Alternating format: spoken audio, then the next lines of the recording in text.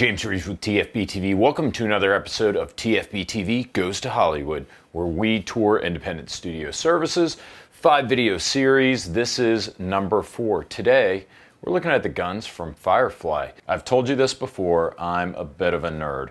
I like all the Star Wars films, even though I agree that the prequels are objectively terrible. Hopefully they get a reboot, but it's to the point where me and my best buddy from high school, after we graduated high school, we made sure to meet up and to watch every single Star Wars that came out, the past 6 that have come out in our lifetime, on opening weekend. And once he had his kids and they were old enough to see the movies, we started taking them. So, bit of a tradition. I will watch the entire trilogy of Lord of the Rings, start to finish, infinity times. Star Trek.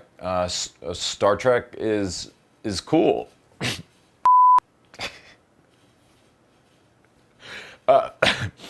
Star Trek's cool. Star Trek's cool. Oh man, nothing like watching a Star Trek while your mom makes you a pizza, huh? So I'm not a big Star Trek guy, but what I did like was Firefly. And I know a lot of you guys like Firefly too. It is a cult classic. And in fact, it's one of those things. I use my sci-fi credits with my wife very sparingly, like watching sci-fi or fantasy movies. She can only take so much. I have not decided whether or not I'm going to expend a credit on Firefly. I know Firefly has great acting, it's got a great story, great chemistry with the characters. I really loved it. I have not watched Firefly for at least 8 years. I got married 8 years ago, haven't watched it at all. Don't have, when you're married, like you're not gonna like go out and watch an entire TV series by yourself.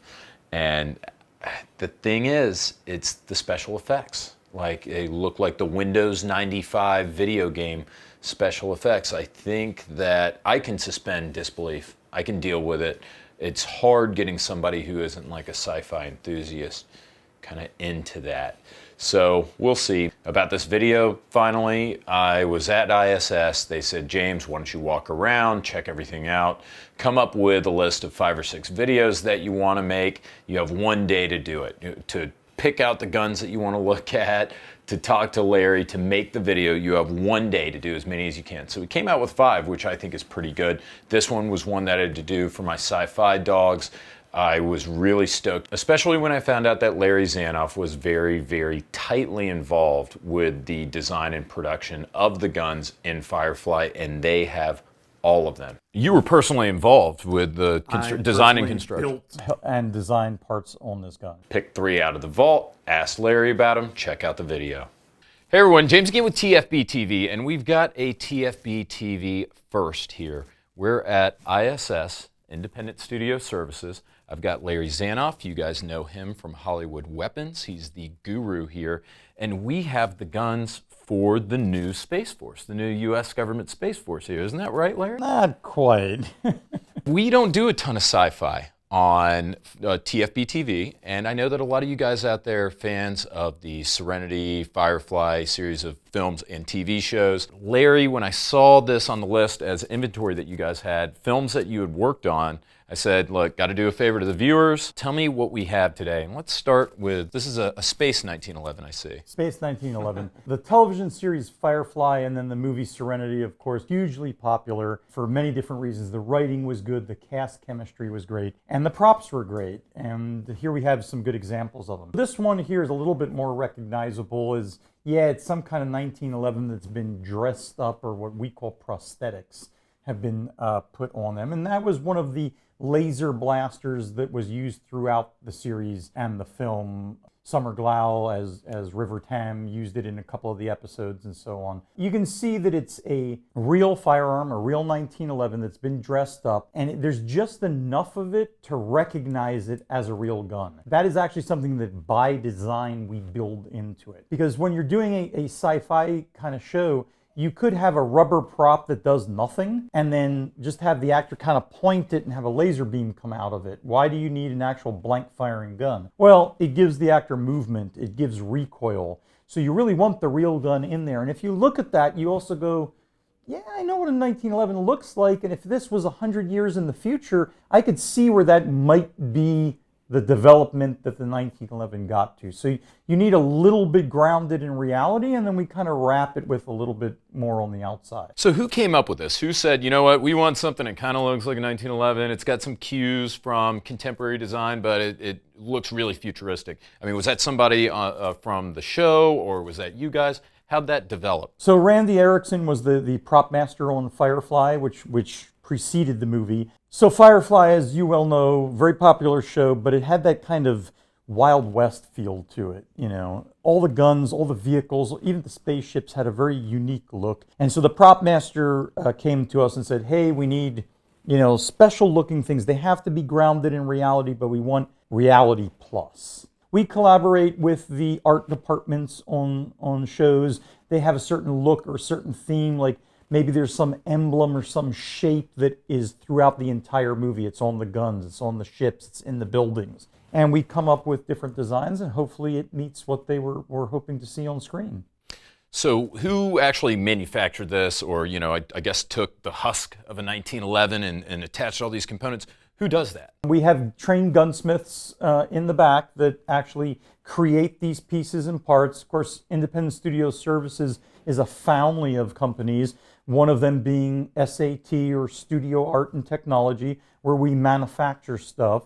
So we have all the machinery, all the training, all the people here, both manufacturing side and gun side, and we bring it all together to create what we hope are actually unique props that the viewing public enjoys seeing.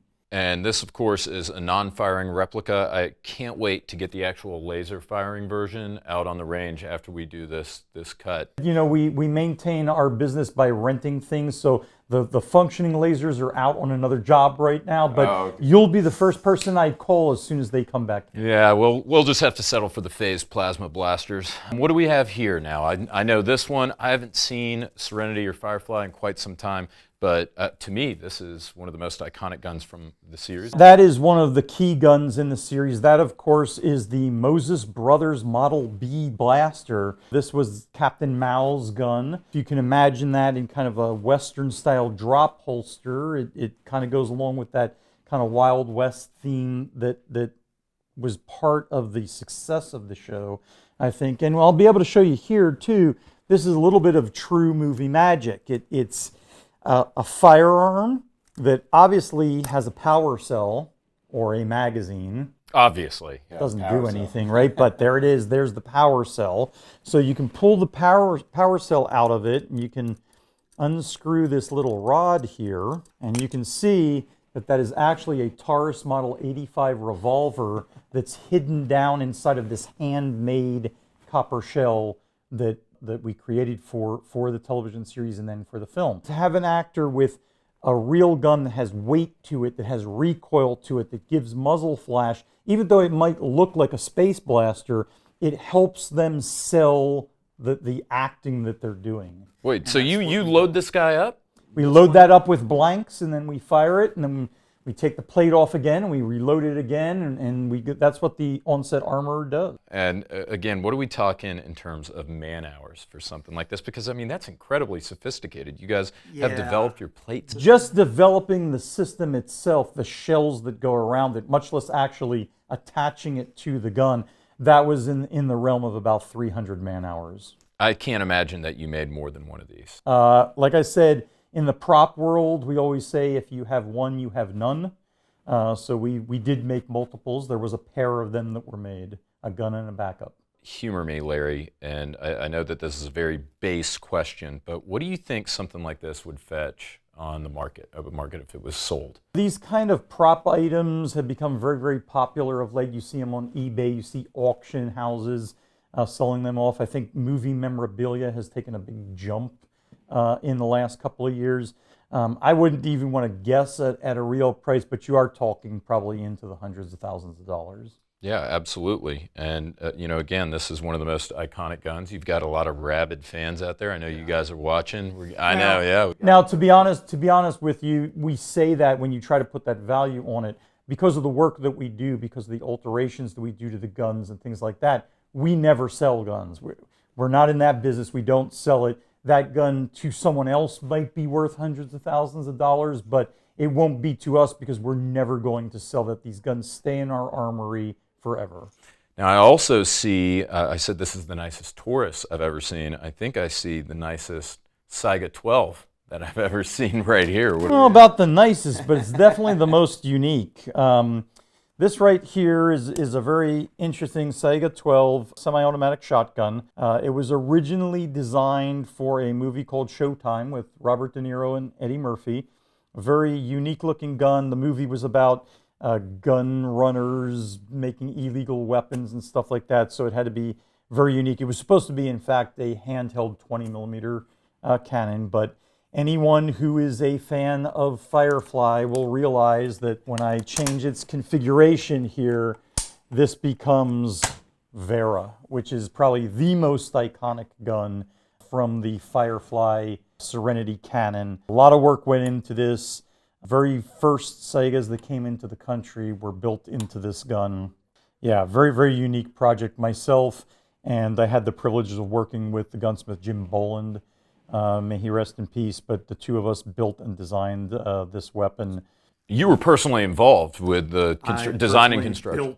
And designed parts on this gun. Yes. And it's funny, as you mentioned, there's kind of like this Wild West, futuristic Wild West vibe. And I think that's why you have so many people who are in the gun industry who are fans of guns who really like the series because, again, what you're seeing, you see a lot of cues, again, merging a confluence really of what the guns that are available to us now in the modern era and what they might look like in the future. And you guys did that masterfully. That's what lends kind of the realism to that particular show, is that throwback that you're talking about.